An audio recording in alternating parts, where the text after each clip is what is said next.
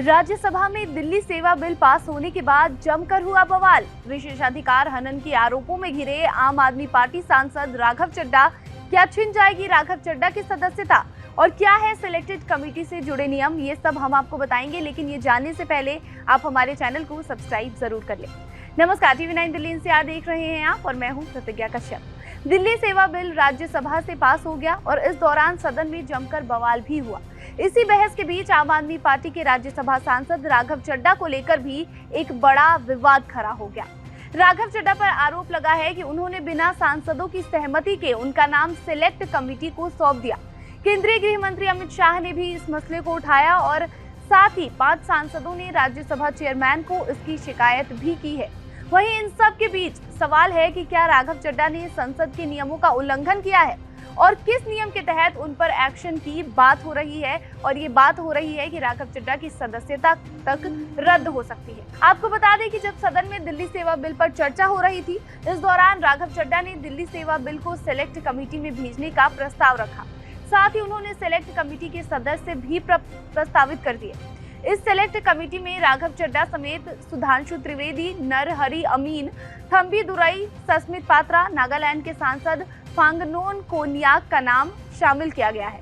राघव को छोड़कर बाकी अन्य जिन सांसदों का नाम इसमें शामिल है, उनका कहना है कि ये सब उनकी सहमति के बिना हुआ है।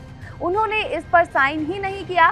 संसद सदस्यों की सहमति के बिना उनका नाम लेना संसदीय विशेषाधिकार का उल्लंघन है, ये कहना है इन 5 सांसदों का। अब सवाल ये भी उठता है कि सिलेक्ट कमेटी के गठन के नियम आखिर हैं क्या।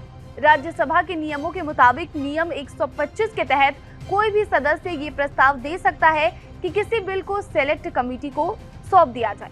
अगर इस प्रस्ताव पर मुहर लगती है तो इसे सिलेक्ट कमेटी को सौंप दिया जाता है। वहीं नियम के मुताबिक जो भी सदस्य किसी बिल को सिलेक्ट कमेटी में भेजने का प्रस्ताव रखता है, उसे कमेटी के सदस्यों का भी नाम देना होता है और ऐसा वो सांसदों की सहमति या फिर उनके बिना सहमति के भी कर सकता है।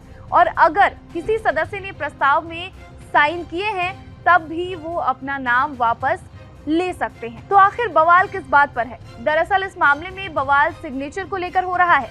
सांसदों ने आरोप लगाए हैं कि राघव चड्ढा ने फर्जी साइन किया है या फिर बिना सहमति के साइन करवाया है। अगर राज्यसभा के नियम की बात करें तो चयन समिति में सदस्य बनाए जाने के प्रस्ताव के साथ ये जरूरी नहीं है कि नामित सदस्यों का साइन करवाया ही जाए। ये सिर्फ नाम सुझाए जाने तक ही सीमित हो सकता है। वहीं नाराज सांसदों ने चेयरमैन से इस पर कार्रवाई की मांग की है। आपको बता दें कि अगर राघव चड्ढा पर आरोप साबित हो जाते हैं तो राघव की सदस्यता तक रद्द हो सकती है। जबकि आम आदमी पार्टी ने फर्जीवाड़े के आरोप को पूरी तरह से निराधार बताया है, लेकिन डिप्टी चेयरमैन ने इस पर जांच के आदेश दिए हैं। अब देखना होगा कि इस जांच में क्या बातें निकलकर सामने आती है और अगर राघव चड्ढा पर आरोप साबित हो जाते हैं तो उनकी सांसद सदस्यता जो है वो रद्द हो सकती है। और अगर ये आरोप साबित नहीं होते हैं तो हो सकता है कि सिलेक्ट कमेटी जो है उस तक ये बिल भेज दिया जाए।